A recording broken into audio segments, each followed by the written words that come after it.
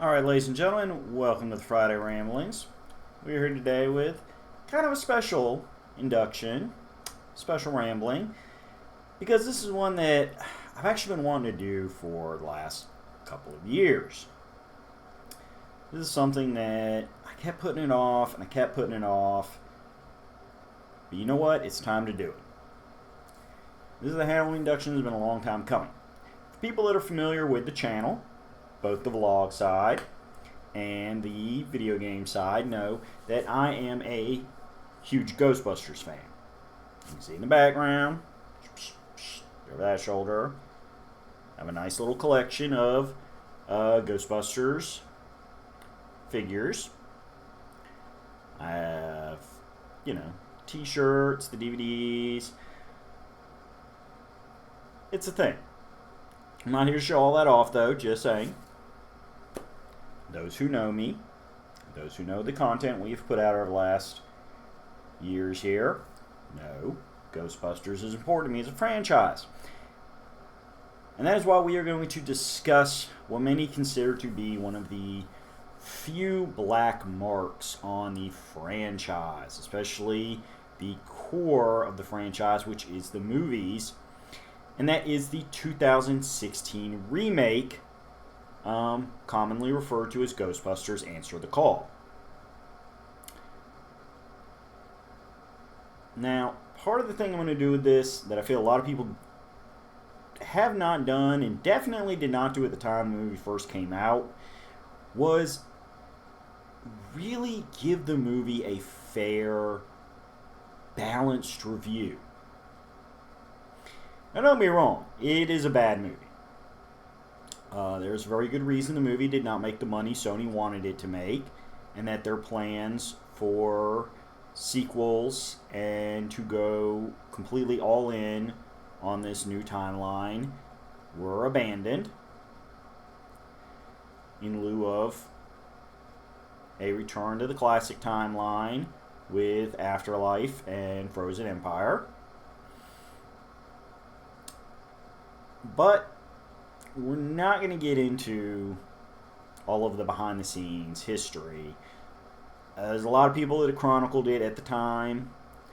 We're just going to hit a couple high water marks right here at the start of the video, start of the vlog here, and that is, yes, the trailer divided the fan community in that it really didn't set a good tone for the movie as a full-blown reboot.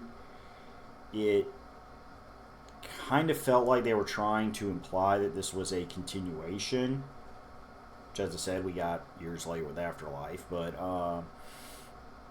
when they knew it was a reboot from the get-go, it was conflicting information when the trailer hit and the rest of Sony's PR department as they were hyping up the movie.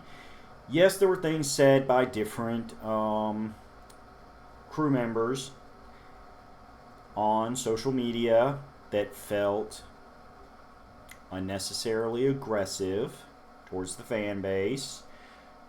Again, we're not going to get on that. That's really not something I want to touch on, just because some of the comments are the kind of things I'm really not comfortable talking about, let alone feeling like I'm passing judgment on. Plus, that's not what we do here. We do try to control the negativity. We try to lessen that negative energy. Just compact it really small, even during Halloween. Because Halloween's not about negativity, it's about celebration. Celebration of the scary and macabre, but celebration. Positive. And that is why, as I said, we're going to do our best to give the movie a fair and balanced summary and review here. We're going to be as, open-minded as we can to what we got. We're not going to get into what the cast and crew intended to do. I haven't spoken to any of the cast and crew personally. I'm not here to say based off what I saw, what they intended to do. I mean, I'll toss out a couple theories, but they are completely based off my opinion on viewing the movie. I really have not watched any behind the scenes documentary type stuff about it. I haven't gone whole hog in the interviews. As I said, it's not my bag. It's not the focus of the ramblings. It's not the focus of Roulette Productions to justify or apologize for what people put out, to simply look at it as a viewer and to help you find good stuff to view.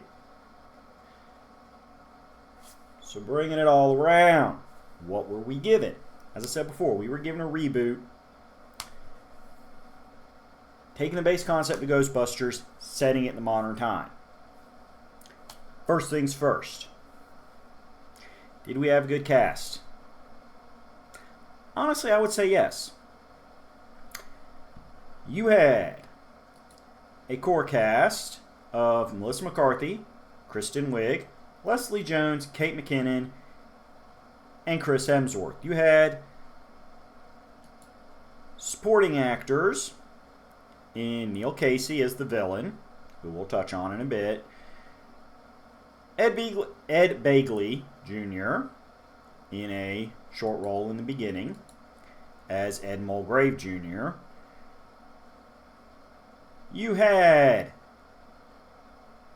our buddy and well-respected actor Andy Garcia as the mayor. Got a few scenes. Good job, good job. But more importantly, we had, and we are going to touch on this later, with the exception of Hale Ramis, who had passed, of course, a couple years before this movie was made. We had cameos from the core surviving cast. And I do not just mean the three surviving Busters in Bill Murray, Dan Aykroyd, and Ernie Hudson. We also had cameos from Annie Potts and Sigourney Weaver, which we will touch on as we go through things in a little bit, but throwing it out there.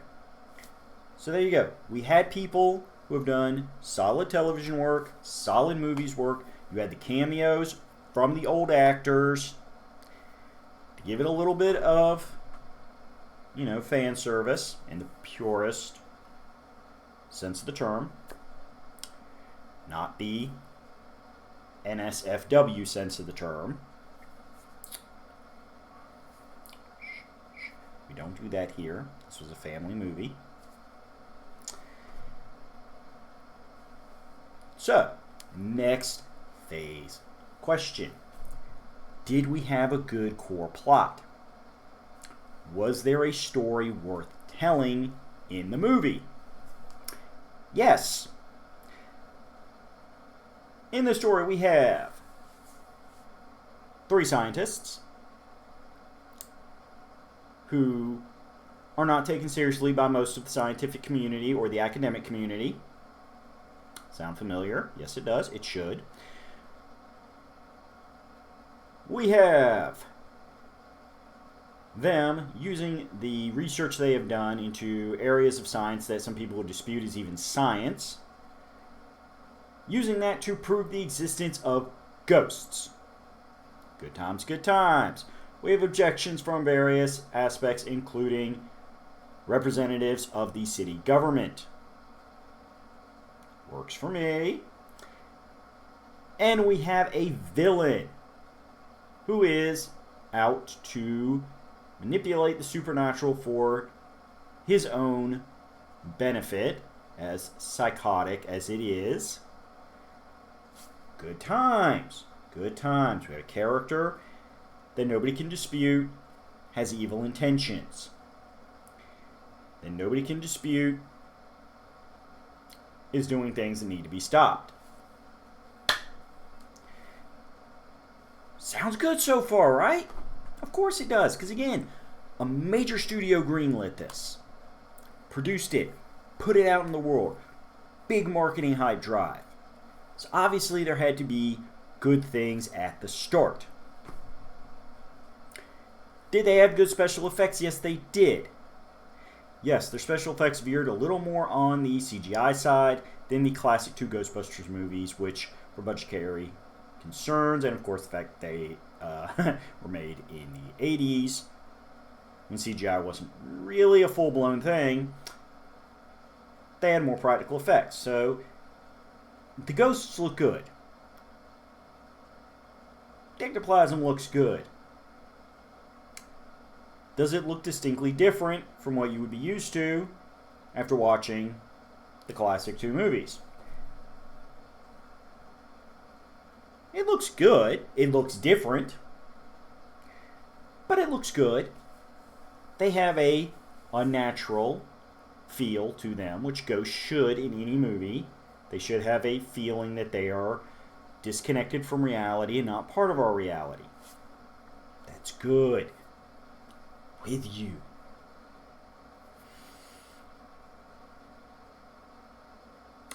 So let's move on.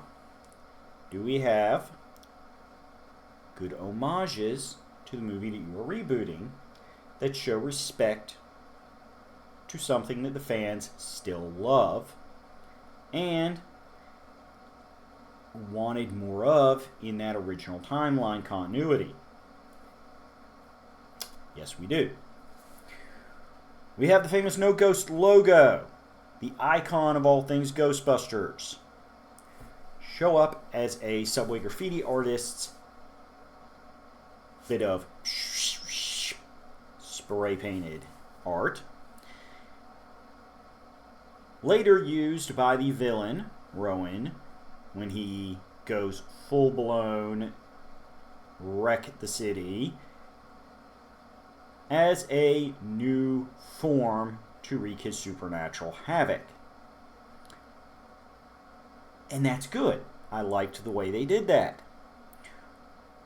We have usage of the old music in key scenes that was well timed, well done. We have at the very end of the movie, yes, this is a little bit of a spoilers, but I kind of have to get into where things fell apart. We do have the firehouse, the iconic firehouse, Hook and Ladder Company, number 8. You know what? 4 4s. 2 4s. 4 2s. Hook and Ladder Company 8. Shown at the end of the movie. Ghostbusters moving in, setting it up. Good times. We get a post-credit scene referencing Zool as a sequel hook. Nothing wrong with that. Again, they intended to have sequels, so if things had worked out and they had a sequel, great. They've got a storyline launching point. We had the aforementioned cameos, and we're going to run down them real quick. We had Annie Potts as Vanessa the desk clerk for the Mercado Hotel, which is a very important location throughout the movie. Very major plot point, getting to be lovingly snarky, just like the classic Janine Melnitz's character. Good times. Annie does this very well as an actress. And we have... Sorry here, I'm horrible with names, so I got to keep everything written down here. As I said, we have Bill Murray playing Martin Heiss, a disbelieving scientist who specializes in debunking stuff like ghosts. Hey, what should we do with Bill Murray? Let's get him to play a character that's a bit of a jerk. Yeah, I think Bill Murray can pull that character off. We love you, Bill. We truly do. You are one of my favorite comedic actors of all time. But Bill, you know you can be a little hard to work with. And you know the best characters you play are ones that are a little snarky, a little smug, and a little bit of a prick. And that's okay, because you do it beautifully. We have Ernie Hudson portraying Uncle Bill, who is referenced multiple times in the movie, specifically as the man who provides the hearse that is the New Era Ecto-1, shows up at the end of the movie looking to pick up said hearse, not knowing what's been done to it. Again, not super plot spoilers. Let's just say it was not ready for him to use for his official funeral business. Tee-hee, tee-hee. And we have Dan Aykroyd playing a cabbie who even gets to throw off his "ain't afraid of no ghosts" line in a nice little interaction with New Era Ghostbuster Aaron Gilbert. Again, good check mark there. You get points for that. So where does it fall apart? Where did the failure of the reboot come in? Why did we not get sequel movies? Well, as I said, remember how the plot summary sounds great on paper? Well, that's where it ended. The problem comes from the tone of the movie and the vast bulk of the dialogue, which unfortunately is super important in a movie. Now let's readdress this. The classic 2. Again, we're not discussing Afterlife and Frozen Empire because those came after the reboot movie. It's really not fair to... We got to compare the reboot movie to what had already come before and been established. And that is that with the classic 2, well, yes, there was comedy in the movie, well distributed. It was still at its core a sci-fi movie, and in fact, at times, the original movie even tiptoed slightly into borderline horror genre, which gave it a wonderful mixed tone. You can watch the movie as a serious sci-fi movie. You can watch the movie, and yes, I do say sci-fi because you're dealing with fictional level of technology in the Ghostbusters equipment. You're dealing with something that dips its toes into the horror genre with the idea of ghosts, specifically ghosts that can physically interact with humans, including in physically violent manner, and few of which even have desires to wipe out humanity. Gozer the Destructor. So, when the comedy comes in, and this is the key. This is something I've said, I first watched the movie about 4 or 5 years ago, after it had been out for a couple years, because, as I said, after that initial mixed message, bad energy that had come about with some of the pre-release issues, that, I let it die out because I didn't want to see the movie with all that stuff in front of my brain. For the sake of this review, I know I probably should have said this at the top. I got a little...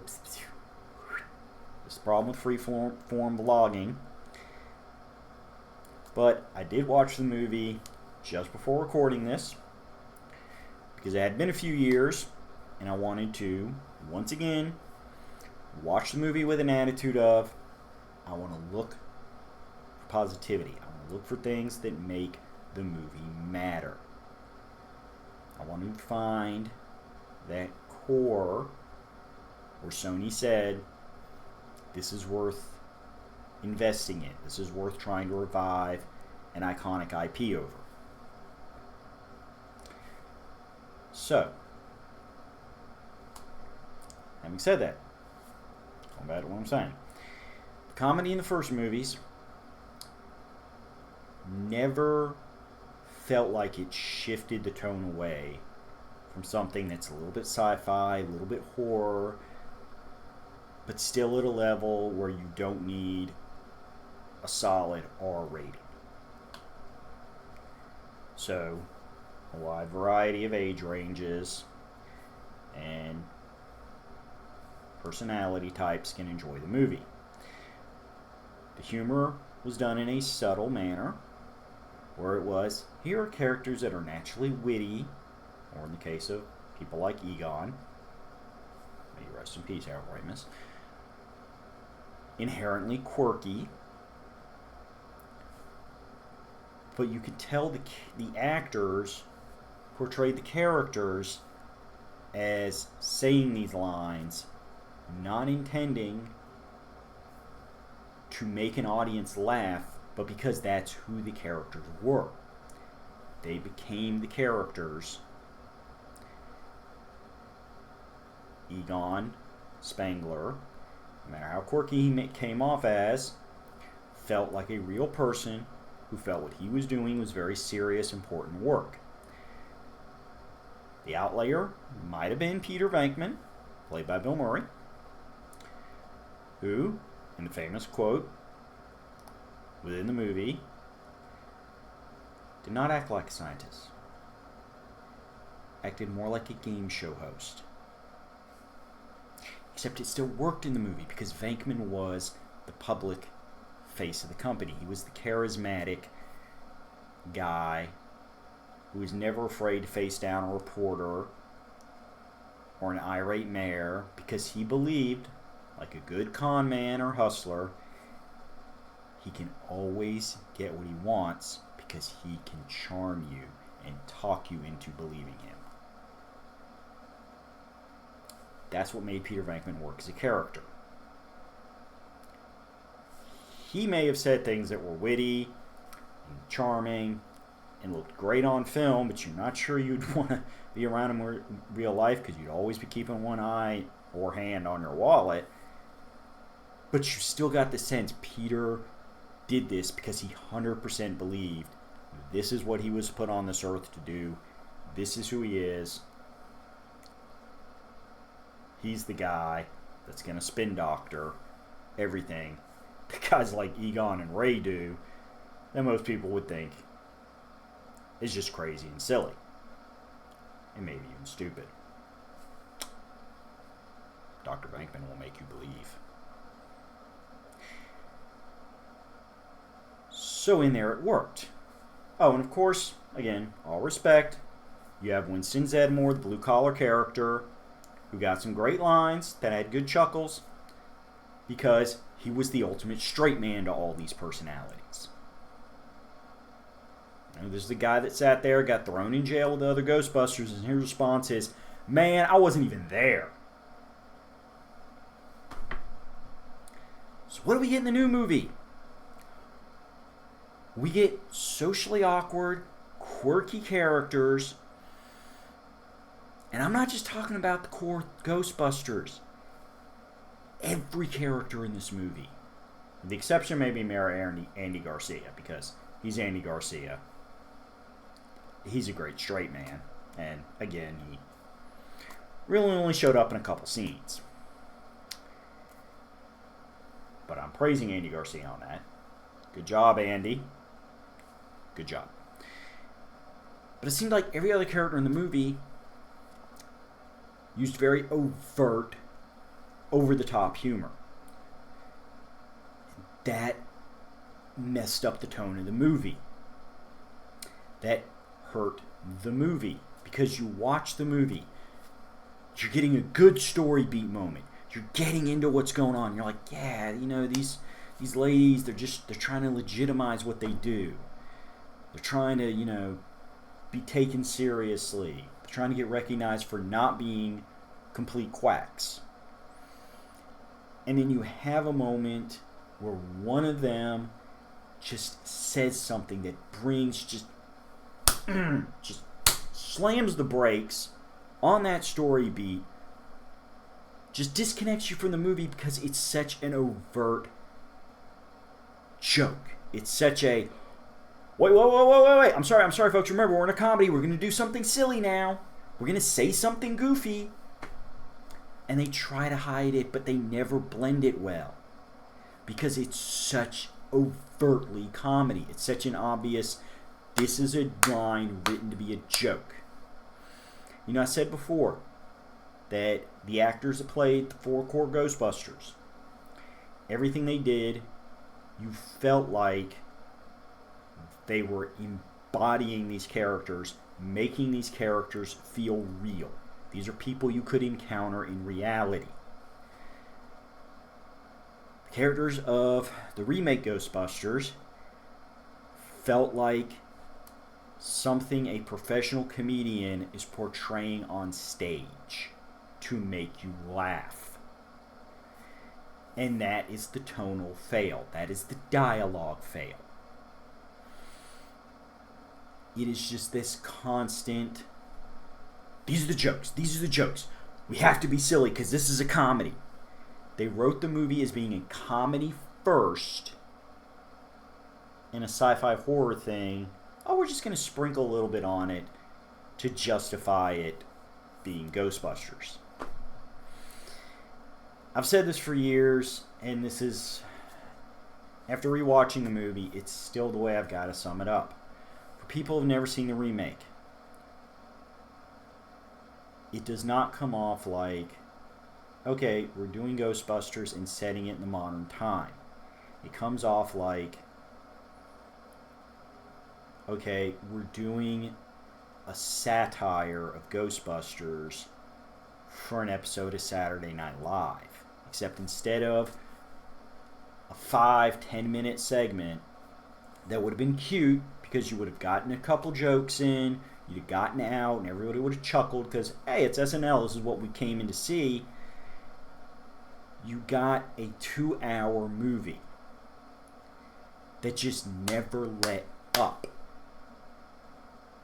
That never lets you take a breath and go, okay, that was silly and goofy, but man, like, oh, they're really starting to hit it with this story. They're really starting to, make me sympathize with these characters. And that's the problem. You never sympathize with anybody.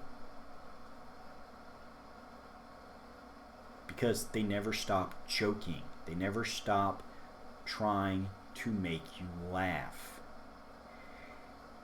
In a lot of ways, it's one of the biggest flaws with traditional stage comedians who try to translate to TV and movie, and that is they don't adapt their comedy to work in a different medium. They don't understand it's not all about them and their character and their person bringing the laughs. And that's the thing. A lot of scenes in the movie feel like it's 3 professional comedians on stage trying to constantly one-up each other, not 3 actors making you believe in and sympathize with these characters so that you want to go on this journey that the story is. And that's what every movie is.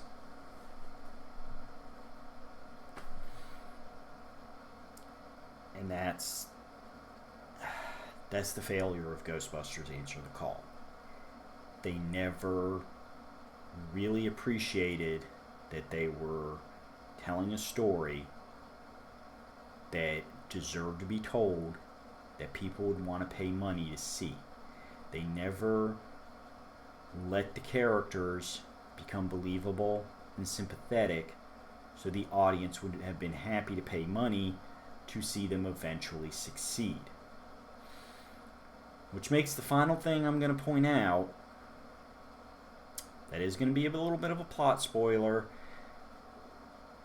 feel just so out of place in this movie. And that is the 2 main characters, Aaron and Abby, the core of the Ghostbusters. There's this whole plot point, this whole subplot where they'd been friends as children. That's when they got into ghosts. And as they got older, they had a separation. They had a breakdown in their friendship. And at the start of the movie, they get thrust back together. And there's this whole thing where they're rekindling their friendship, but there's still a little bit of miscommunication, and they're pursuing the same goal but from different directions, which makes them kind of intersect and bang heads against each other, leading to, during the final moments of the big final battle, this big BFF, just pouring our hearts out to each other moment. And you don't care. You don't give a flying flip. Because that's not what the movie's supposed to be about. And it doesn't add to the movie. We don't need to see these two people having this super heartfelt moment where they just cement the fact that, oh no, we're friends again. We've put all our old grievances behind us and realized they weren't worth letting tear apart our friendship. BFFs forever. Which I think, that's what the second F stands for. BFF, best friends forever. You don't need that in Ghostbusters. That's why it's not just 2 Busters. That's why there's 4 of them. Because it's about the unit. It's about the unit coming together and being together and accomplishing something. Not 2 people who broke up and rekindled their relationship. And yes, I said that in a way that could be a more than friends thing, because frankly, honestly, sometimes I'm not sure. Like at the start of the movie, they honestly came off like a divorced couple arguing over some property that was not properly divided up back in the day, and now they're arguing over who gets to keep this thing. And at the end, the big sappy, I won't lose you again. It comes off like something I would expect to see in a rom-com. No, I get it. There was no Dana Barrett character in the movie. There was no overt love interest for one of the Busters. Yes, there's a whole thing with the secretary who's played by Chris Hemsworth, and the fact that Aaron's got the mega lusty hots for him. And that's where a lot of the cringe comedy comes. God bless you, Chris Hemsworth. I'm sure you had a lot of fun playing this character. The sandwich scene was the only scene where that character was worth having in the movie. And that was way at the end of the movie. We had to put up with so much. Why are you in this movie? Why are you grinding things to a halt? To be this character that is so stupid. No, like literally, that is his. It's like the 80s dumb blonde girl stereotype, gender shifted over to a guy. And he actually has blonde hair, so I'm not even, like, that makes it so blatant. And it doesn't, it's just not tonally correct for this movie. It would have fit better in more of a pure comedy thing. I said it before, and I'm not trying to pick fun on this specific show, but it would have fit on Saturday Night Live as a skit character. When you could bring up, have him show up in a skit once every, 4 or 5 episodes. You could be a recurring bit character, and it would have been fine. But not in this movie. Not in a movie that's trying to start off a new era of an existing franchise where you already have fans, you already have fan expectations, and they're not Kevin.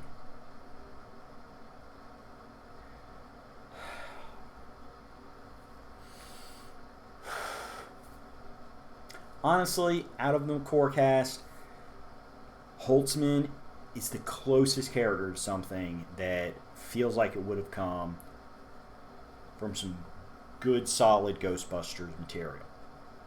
A little bit manic, a little bit in your face, but if you had had more of a pure, dry, straight man to play off of, instead of everybody trying to be the funny person in the group, Holtzman would have done a lot better.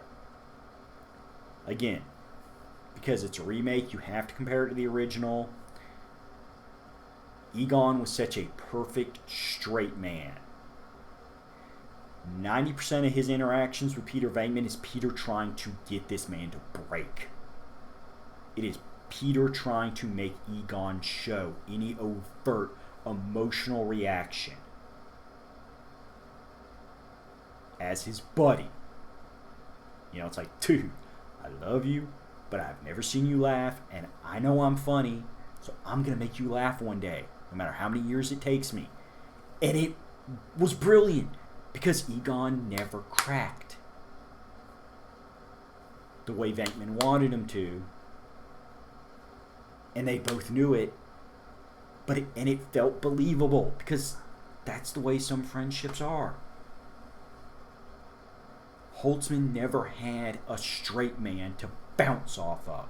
So her manic mad scientist thing, which was great for a sci-fi horror comedy thing, like a Ghostbusters entry should be, didn't have anything to ground her to. You had no straight man to compare her behavior to, so you could go, oh, this is the over-the-top character that has a reason to do this. Because they're dealing with characters that are so serious all the time. And she needs... No, she just came off as over-the-top because that's the satirical, two-dimensional character she was asked to portray. But she came the closest to being great. She is the character that I had the least problems with when the camera would focus in on her and give her a moment.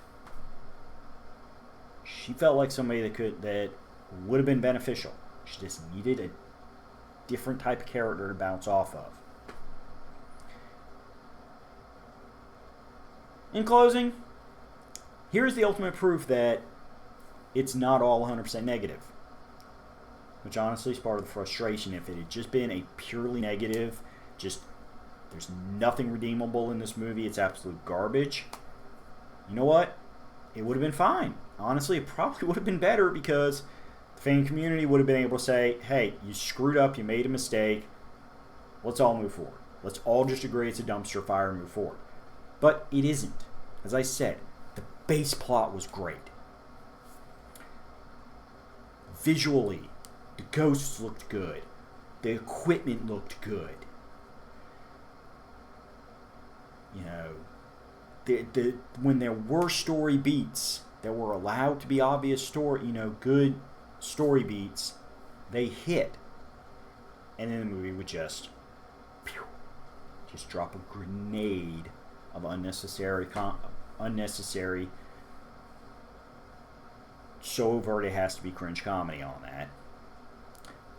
But the final proof that there was that core of goodness, was that core of light, is that the characters were used by IDW, who at the time had the license to all things Ghostbusters for the use of creating comic books, had them first show up in their own miniseries, which is still not great, but that was not the fault of them.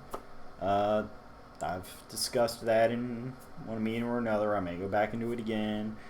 But basically, the standalone Answer the Call mini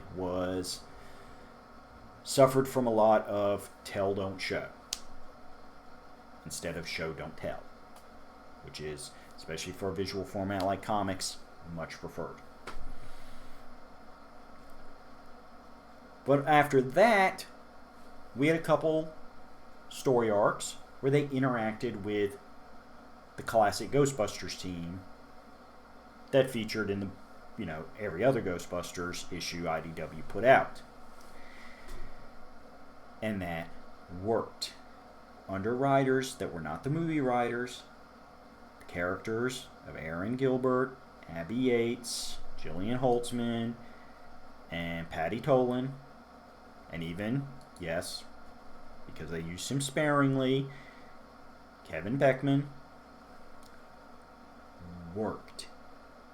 Put them in a different setting, with a different tone to the story. Different writers who were able to smooth out some of those comedy, let's be honest, comedy tumors. I hate saying that, but it felt right. And while they were not the best stories IDW put out with the Ghostbusters IP, they made the characters interesting enough you did not regret reading the comics. They felt like they were contributing to the IDW mythos. And I give the IDW writers all the credit. I don't have that information right in front of me.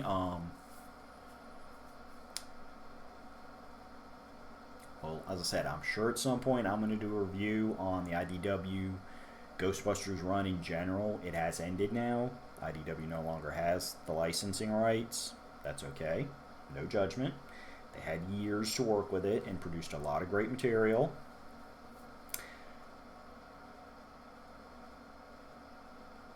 But yeah, all the writers, all the artists involved in IDW, especially the issues featuring the Answer the Call crew, did a wonderful job making lemonade out of the lemons they were given. So, let's sum this up, because this is getting a little long for rambling, but that's okay, because as I said, this was something I'd been letting percolate in the back of my mind for a while, for years.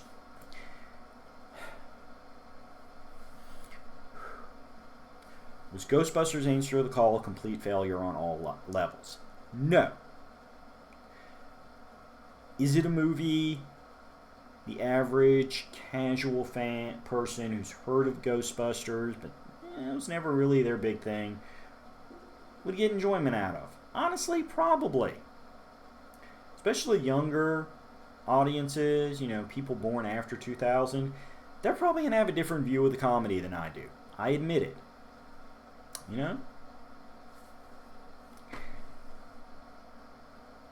Were the characters salvageable and capable of doing things worth being exposed to? Yes. As I said, the IDW run, which put the characters in the hands of other writers, did a good job. Not a great job, but enough to give you the feeling that, yeah, no, these are characters worth having around and worth acknowledging.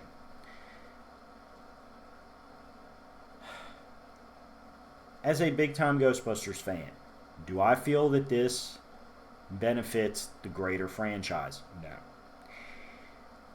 Along with the later seasons of Real Ghostbusters and frankly some episodes of Extreme Ghostbusters, which were very dated, very 90s, Saturday morning cartoon at its worst. A lot of good in the rest of the series. Well, again, we'll talk about it another day. But it's some of the lowest points of the franchise. And the fact it was part of the core, and the fact that Sony really had planned to make this a full-blown priority thing. I mean, they formed the Ghost Corps production company around this stuff. It failed on that point. If you're a fan of the classic 2 movies, stick to Afterlife. Stick to Frozen Empire. And just don't bother. If you're somebody that just wants something to watch in October that's got a supernatural slant to it, and you're a fan of dumb overt comedy, alright, sure, give it a watch. It would probably be much more up your alley. And there you go. That's that is what I feel is most likely the most fair, balanced review you're going to get of Ghostbusters Answer the Call, aka the 2016 reboot. In that it had a solid core, it started off as a good idea, but when it came time to actually make the movie, I feel like the people involved did not know what kind of movie the fans wanted. They did not know what kind of movie a Ghostbusters film needs to be to live up to that heavy, heavy weight that is that iconic name. And so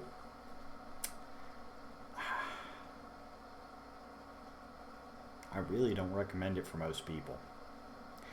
There's an audience for it, and as I said, if you're the type of person that likes your overt comedy and just not too worried about story, and is not a big Ghostbusters fan, is constantly going to be going, why do we have this instead of this?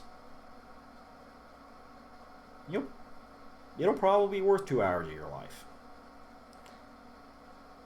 Luckily, this is not the end of the Halloween season for the Ramblings. We got one more entry that's going to drop on Halloween Day. And it should be a little more interesting.